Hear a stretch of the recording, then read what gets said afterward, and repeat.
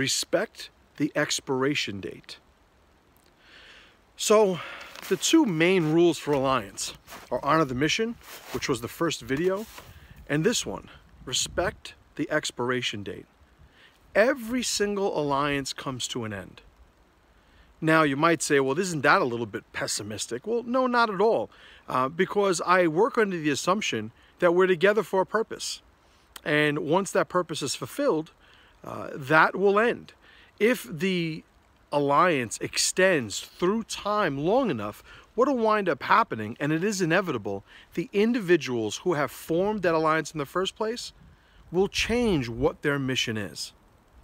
Then that individual develops an open loyalty to the alliance's conditions, right? To the mission.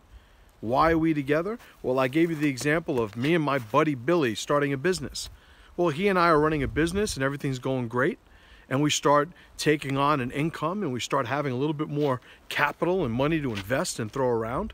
And Billy decides, you know what?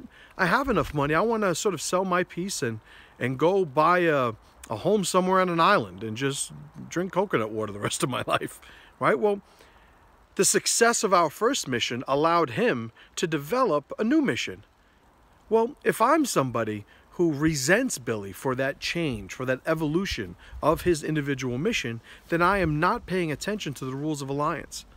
When I first formed that business, I understand that eventually circumstances through time will change for each of us individually. Maybe one of us gets married and has kids. Maybe one of us, decides to do something entirely different with his life.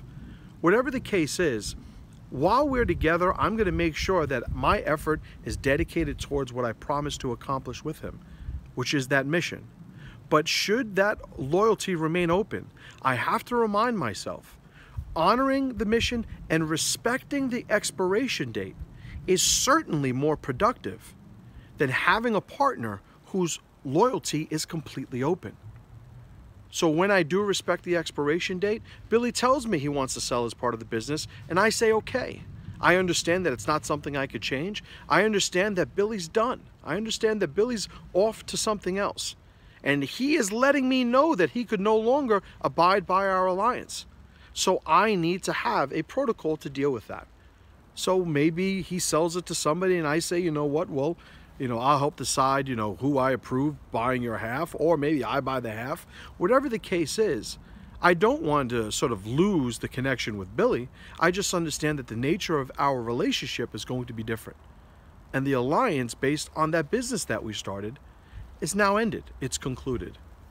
Being this way, respecting the expiration date, number one, you're never surprised when somebody's ready to move on.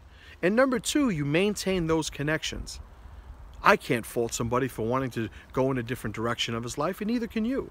People change, circumstances change, right? Individual missions change.